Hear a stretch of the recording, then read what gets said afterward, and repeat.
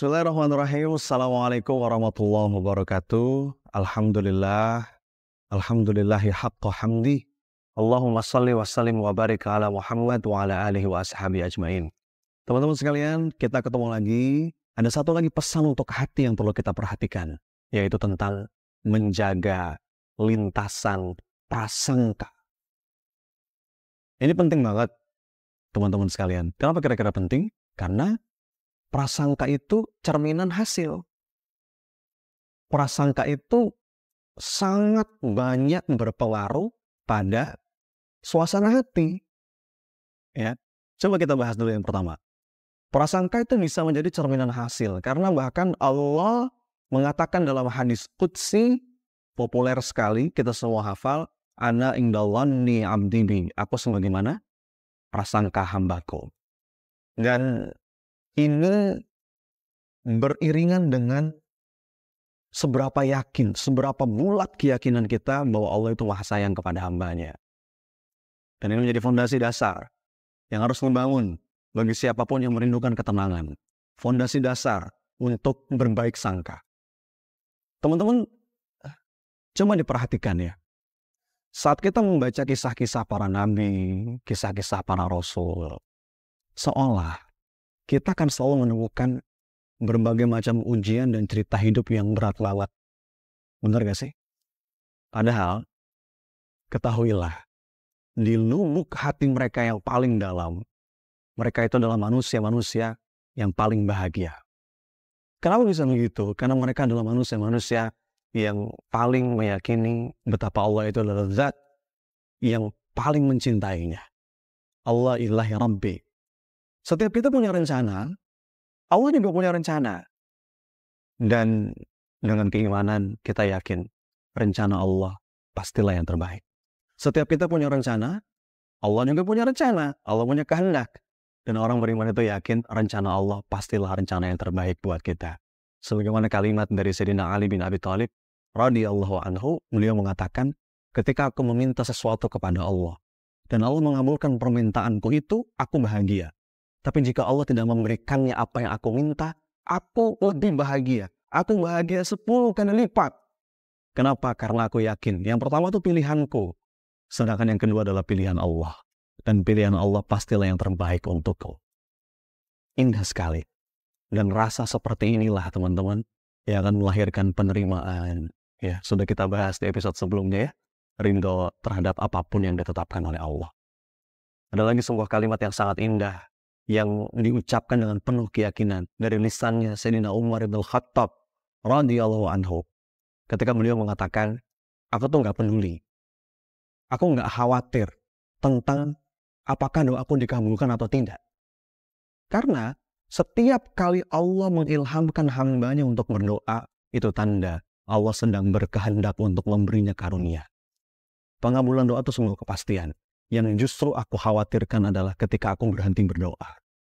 Karena jelas firman-Nya Allah itu, ud'uni astajib lakum, berdoalah kepadaku maka aku akan kabulkan. Dan tentu pengabulan Allah itu dalam bentuk yang paling baik menurutnya dan waktu yang paling tepat menurutnya, bukan menurut kita. Jadi kita perlu dengan tegas memahami bahwa Allah itu akan senantiasa mengabulkan permohonan yang kita panjat. Tapi bagaimana bentuknya, seperti apa cara pengabulannya, kapan waktunya, adalah Allah yang Maha Tahu, yang terbaik untuk kita. Yang perlu kita jaga adalah baik sangka. Jagalah baik sangka itu agar dia tetap ada di hati kita. Karena dia adalah pertanda keimanan itu masih terhunjam dalam diri kita. Saat kita punya harapan, dan kita panjatkan harapan itu lewat sebuah doa, yakinlah pengabulannya adalah sebuah kepastian. Kadang mungkin dalam bentuk yang sesuai dengan apa yang kita minta. Atau bahkan dalam bentuk yang jauh lebih baik. Yang seringkali baru kita fahami seiring waktu yang berjalan. Ilmu kita, ilmu manusia, itu terlampau sedikit. Untuk bisa memahami mana yang terbaik, mana ini bukan yang terbaik. Jadi berdoa dengan sepenuh baik sangka. Bukalah mata, bukalah hati.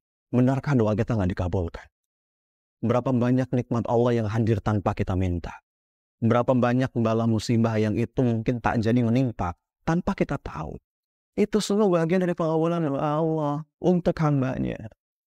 Maka jagalah baik sangka itu. Orang-orang yang bahagia, orang-orang yang tenang adalah mereka yang selalu berbaik sangka dalam setiap episode kehidupan. Allah Maha Tahu dan Allah akan selalu memberikan yang terbaik. Jaga baik sangka itu, maka ketenangan akan kau rasa. Bahkan kata Nabi dalam sebuah hadis, Allah itu boleh jadi mengabulkan doa seorang hamba sesuai dengan apa yang dia minta, tapi terkadang Allah kabulkan dalam bentuk yang berbeda, tapi itu lebih baik dan lebih kita butuhkan. Kita minta A, terkadang Allah kasih A. Tapi ada masanya kita minta A, Allah kabulkan B. Kenapa? Karena B ini menurut Allah yang terbaik dan yang paling kita butuhkan. Bahkan di antara bentuk pengabulan doa dari Allah, kita dihindarkan dari musibah. Harusnya kita kecelakaan, na'udzubillah. Harusnya kita kena penyakit. Tapi ada doa kita yang lain. Bukan tentang ini. Tapi doa itu Allah konversi menjadi penjaga kita dari bala dan musibah. Jadi teman-teman sekalian, jaga baik sangka itu. Ketika doa sudah kita panjatkan, bahkan kita sudah berdoa di waktu-waktu yang terbaik, pastikan doa di waktu-waktu yang diberkahi. Doa yang Rasulullah katakan pada waktu itu kemungkinan besar ijabahnya lebih besar. Ya, pada waktu itu lebih mustajab. Sepertiga malam terakhir di bulan Ramadan, berdoa pada hari Arafah, berdoa ketika sahur, berdoa antara azan dan iqamat, berdoa ketika sujud, berdoa setelah sholat wajib, berdoa saat minum air zam-zam, berdoa saat di majelis ilmu. Kita sudah berdoa di tempat-tempat terbaik dan waktu-waktu terbaik. Tapi ketika semua terasa tertunda, jagalah baik sangka itu. Pasalnya kita sudah berdoa dan menjaga adab-adab dalam doa. Kita sudah khusyuk dengan penuh harap, kita meminta dengan penuh kesungguhan, kita yakin akan dikabulkan, kita ulangi doa itu berkali-kali, sudah diawali dengan sholawat kepada Nabi, tapi kok seakan semuanya tertunda. Jagalah baik sangka itu. Buah atau hasil dari doa kita, teman-teman sekalian, yakin sudah dijamin oleh Allah. Artinya nggak ada doa yang sia-sia. Kadang-kadang cepat terkabul sebagaimana yang kita minta, tapi boleh jadi itu jadi simpanan kita di akhirat atau menjadi penolak bala yang harus menimpa kita. Maka kalimat dari orang-orang yang beriman itu saat tertimpa sesuatu musibah, dia mengatakan, kami nggak tahu apakah ini musibah atau bukan. Tapi yang bisa kami lakukan hanyalah berbaik sangka kepada Allah. Insya Allah semuanya ada kebaikan. Insya Allah baik pada akhirnya. Itu kalimat-kalimat yang sering kita dengar dari orang-orang yang berbaik sangka. Jagalah baik sangka itu dalam penantian pengabulan doa kita. Karena inilah yang dicontohkan oleh para nabi. Inilah yang dicontohkan oleh orang-orang mulia sebelum kita. Mereka itu nggak pernah lelah dalam berdoa. Mereka itu nggak pernah kecewa dengan pengabulan doanya. Sekalipun mungkin doanya itu baru terjawab setelah sekian tahun lamanya. Bahkan berabad-abad lamanya. Ada sebuah nasihat indah dari salah seorang guru. Guru saya menasihati, saat kita merasa pengabulan doa kita terasa tertunda, maka ingatlah kisah-kisah Nabi. Pertama, coba ingat kisahnya Nabi Yakub alaihissalam. Ketika dia kehilangan anak kesayangannya Nabi Yusuf. Kemudian Nabi Yakub bersedih. Ya, bahkan dalam sebuah riwayat, pengabulan doanya Nabi Yakub itu tertunda sampai 40 tahun. Ujiannya bertambah-tambah. Ya, matanya sudah mulai agak putih. Buta karena sedih yang terlalu dalam. Tapi apa yang dikatakan oleh Nabi Yakub, mudah-mudahan Allah mendatangkan kebaikan, mendatangkan mereka semua kepadaku. Bahkan kalimatnya itu sangat terkenal, wala tayasu rauhillah innahu la yayasu min rauhillahi innal qaumul kafirun. Tidak putus asa walaupun dalam kesedihannya. Allah Maha Tahu, Allah Maha Bijaksana. Ketika kita merasa pengabulan doa kita terasa tertunda, maka ingat kisah Nabi Zakaria alaihissalam. Nabi Zakaria itu sampai usianya senja, belum juga dikaruniai anak. Ya, bahkan doanya Allah abadikan dalam Quran. Rabbi hamli min ladunka zurriyatan thayyibah innaka sami'ud du'a. Duhai Rabbku, karuniakanlah kepadaku keturunan yang baik dari sisimu ya Allah. Sungguh Engkau Maha mendengar doa. Dan doa itu teman-teman sekalian terlantun bertahun-tahun tanpa jemu, tanpa bosan. Dan tahu Allah baru mengabulkan pinta itu sebagaimana yang dikatakan oleh para ulama setelah 40 tahun lamanya. 40 tahun. Ingat, dan Nabi Zakaria nggak pernah kecewa dalam berdoa. Kalimat yang sangat terkenal dan ada dalam Quran. Walam aku bidu'aika rabbi syaqiyya. Saat kita merasa pengabulan doa kita tertunda, maka ingatlah Nabi Musa alaihissalam. Nabi Musa itu pernah berdoa, ya Allah, Fir'aun ini ya Allah, Engkau sudah memberikan kepada dia banyak sekali perhiasan dan harta yang berlimpah. Engkau berikan dia bala tentara, tapi dengan semua itu ya Allah, dia durhaka kepadamu, dia menyesatkan manusia dari jalanmu ya Allah, maka binasakanlah harta dia ya Allah, kunci mati hati mereka ya Allah. Itu doanya Nabi Musa. Anda tahu kapan terkabul? Kapan Fir'aun kalah? Kata para ulama, 40 tahun dari doanya Nabi Musa itu baru Fir'aun ditenggelamkan oleh Allah yang kita semua tahu kisahnya. Jadi saat kita merasa putus asa, kenapa ya kok doa-doa saya nggak dikabulkan? Maka mari kita tadaburi kisah-kisah para nabi. Ini kekasih Allah yang berdoa. Mereka menanti begitu lama. Lalu mengapa kita seakan-akan nggak bersabar dan pengen segera dan mewujud dalam bentuk apa yang paling kita inginkan? Mari kita muhasabah. Mari kita renung ini teman-teman sekalian. Maka teman-teman sekalian, yang perlu kita latih adalah melepas hasil, melepas doa, melepas apapun result dari ikhtiar yang kita lakukan. Tugas kita itu hanya berdoa dan bergerak. Yang dalam kendali kita adalah bergerak sepenuh raga, berdoa sepenuh rasa, dan setelah itu berserah sepenuh jiwa. Itu akan membuat batin kita tenang. Kita itu jadi banyak gelisahnya, jadi banyak resahnya, karena kita belum mau berserah. Dan orang itu nggak akan mungkin bisa berserah sebelum dia percaya, sebelum dia beriman. Dan di antara bukti seseorang itu beriman adalah dia mampu berbaik sangka kepada Allah. Berserah itu kan nitip, menitipkan apa yang di luar jangkauan kita kepada satu pihak. Saya mau nanya, kira-kira kalau Anda mau nitipin barang, siapa yang Anda cari? Siapa yang Anda pilih untuk memegang titipan Anda itu? Tentu pihak yang Anda percaya kan? Kita itu baru bisa nitip, baru bisa berserah kalau kita percaya.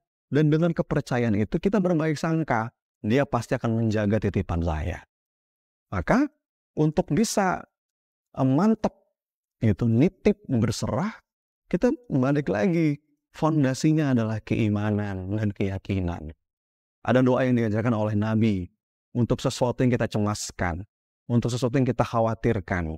Doanya, Ya Hayyu Ya Qayyum, bi rahmatika astaghits, wa aslih li sya'ni kullahu, wa la takilni ila nafsi tarfata ainin.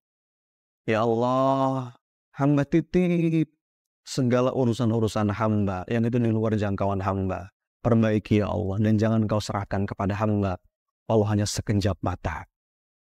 Ini doa indah sekali teman-teman. Satu ungkapan, satu statement, satu munajat seorang hamba yang menitipkan segala urusannya kepada Allah. Kita jadi stres karena kita kepingin megang semuanya. Kita pengen mengendalikan semuanya. Obsessive controlling. Seakan-akan semua harus sesuai dengan apa yang kita inginkan. Padahal belum tentu itu yang terbaik. Lawan dari obsessive controlling itu adalah beautiful surrender. Ketika seseorang itu mempercayakan urusannya kepada Allah dengan berbaik sangka. Ya, bahkan saking pentingnya baik sangka ini, teman-teman, Rasulullah bersabda, janganlah kalian wafat kecuali dalam keadaan berbaik sangka kepada Allah. Orang itu akan bisa menikmati proses saat dia punya 3 unsur. Tawakal, berbaik sangka, dan fokus mengerjakan amal-amal yang memang bisa dia kerjakan. Doanya ada. Ada sebuah doa yang Rasulullah ajarkan, Allahumma as'aluka taufiq lima hambika minal a'mal wa sidqa tawakkulli alaik wa husna dhanni bik. Ya Allah, karuniakanlah kepadaku taufik, berikan petunjukmu, ilhamkan aku ya Allah untuk bisa terus mengerjakan amal-amal yang Engkau cintai. 1. Yang kedua, wasidqat tawakkuli alaik, berserah dengan bulat, dengan benar kepadamu, wa husna dhanni bik, dan berbaik sangka kepadamu. Dari rumusan ini kita menemukan ada 3 elemen nih. Kalau kita ingin menikmati proses, 3 elemen, 3 unsur. Penting kita menikmati proses, karena bagian kita diproses. Hasil itu bukan wilayah kita, hasil itu wilayahnya Allah. Kita jadi stres karena kita melekat dengan hasil. Kita merisaukan hasil. Jadilah kita overthinking. Thinking kita over. Padahal fokus kita hanyalah di doa dan ikhtiar. Ya. Dan doanya tadi, ada kefokusan pada amal-amal yang memang Allah cintai. Terus beramal, kan itu dalam kendali kita. Lalu bertawakal. Wasidqat tawakkuli alaik. Dan yang ketiga, wa husna dhanni bik, berbaik sangka dengan bulat kepada Allah. Teman-teman sekalian, maka mudah-mudahan pesan untuk hati, a letter to qalbu, tentang berbaik sangka, membantu kita, mengantarkan kita pada satu state yang namanya inner peace, ketenangan, dan kedamaian sejati.